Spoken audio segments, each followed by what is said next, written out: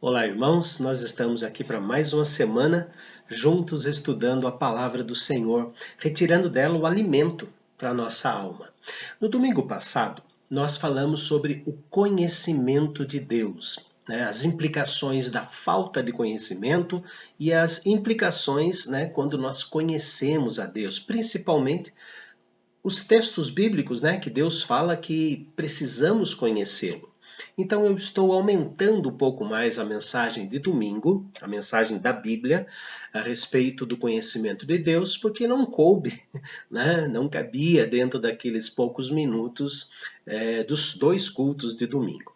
Mas então, queridos, nós vamos estudar esta semana. E eu quero fazer uma lembrança daquilo que nós falamos no domingo passado. Por que eu tenho que conhecer a Deus? Não basta eu ser salvo, não basta eu acreditar em Jesus. Por que eu tenho que conhecer a Deus? Bem, a falta de conhecimento de Deus nos traz algumas coisas terríveis. A falta de não conhecermos a Deus produz em nós fraqueza espiritual. Isso.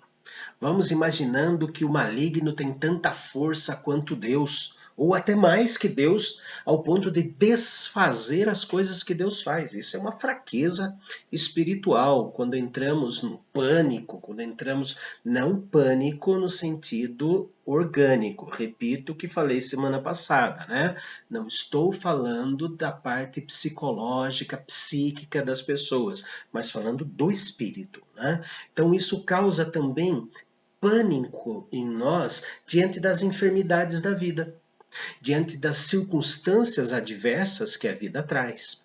Produz em nós ainda a falta de conhecimento de Deus, a falta de segurança no poder de Deus.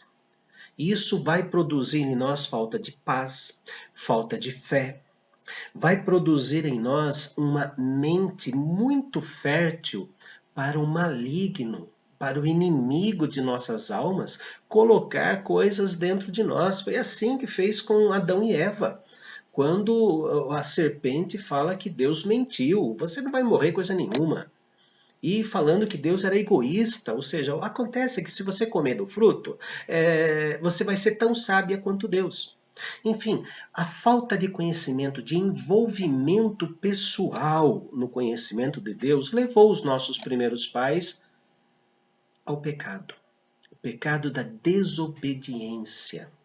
E quando nós não estudamos a palavra de Deus, quando nós não temos um relacionamento pessoal com Deus através das escrituras, das orações, na comunhão dos santos, ou seja, nas reuniões que nós fazemos na igreja, isso vai causando em nós o pecado da desobediência, porque essas três coisas são ordenanças do Senhor para o crescimento da nossa fé, da nossa paz, da nossa segurança e conhecimento prático do nosso Deus. Nós queremos falar aqui também que o conhecimento retórico, acadêmico de Deus é completamente diferente do conhecimento real e pessoal com Deus.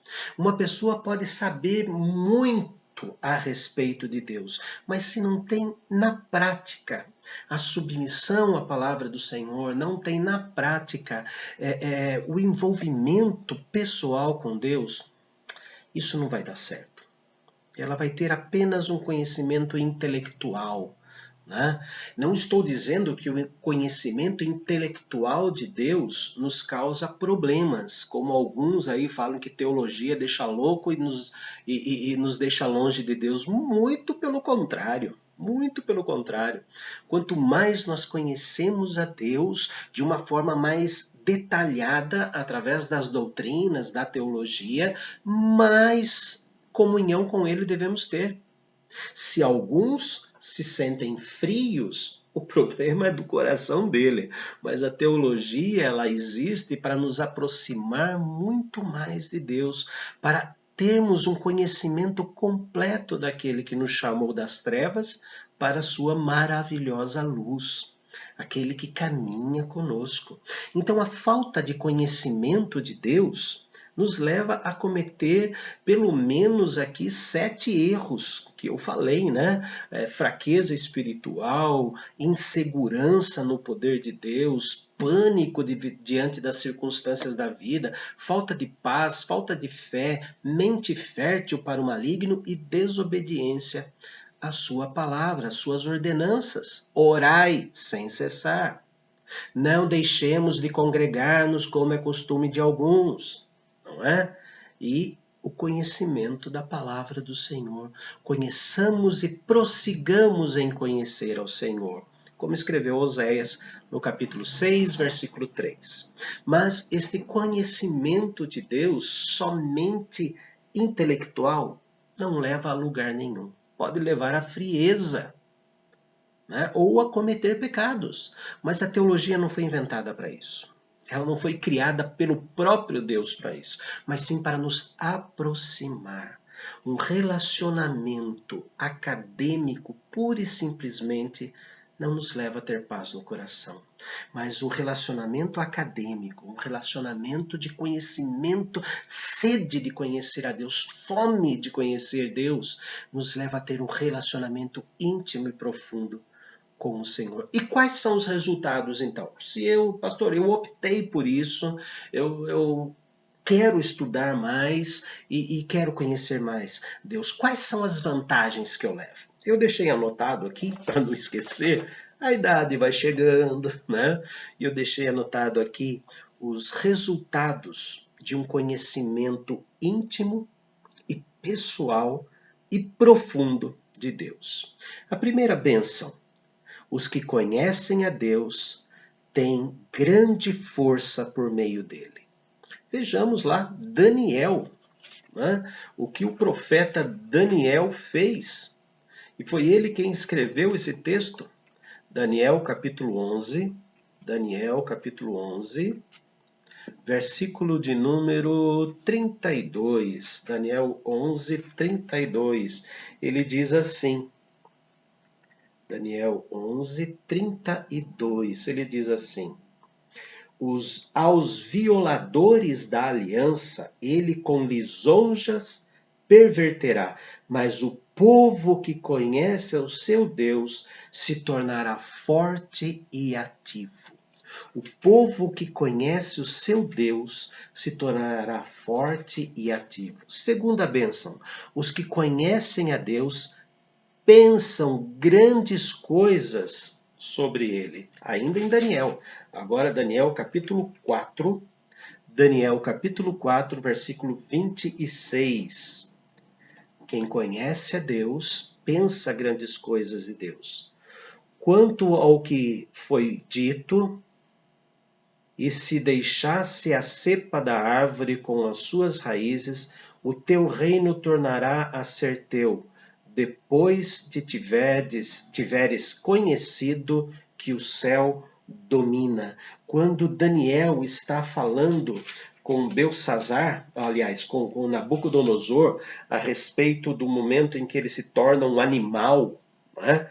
Então ele fala isso: quanto ao que foi dito, Deus falando a ele, quanto ao que foi dito, que se deixasse a cepa, ou seja, um pedaço da árvore, ela ia produzir novamente. O teu reino tornará a ser teu depois que tiverdes conhecido que Deus domina o céu. Ele está falando a respeito do domínio de Deus para Nabucodonosor, que não aceita, acha que ele era um semideus, e então ele volta a ser um bicho, né? Os irmãos se lembram desse texto. Mas pense grandes coisas do Senhor. Ainda em Daniel, agora capítulo 3, uma outra bênção que nós encontramos ao conhecer Deus, Daniel 3, versículos 15 a 18. Os que conhecem a Deus são ousados por causa de Deus. Então, Daniel 3, 15 a 18. Quando o rei, né, manda levantar uma estátua aí quando tocar a trombeta, você precisa se dobrar de joelhos diante da estátua de Nabucodonosor. Então, nós sabemos que Sadraque, Mesaque e Abdinego não fazem isso.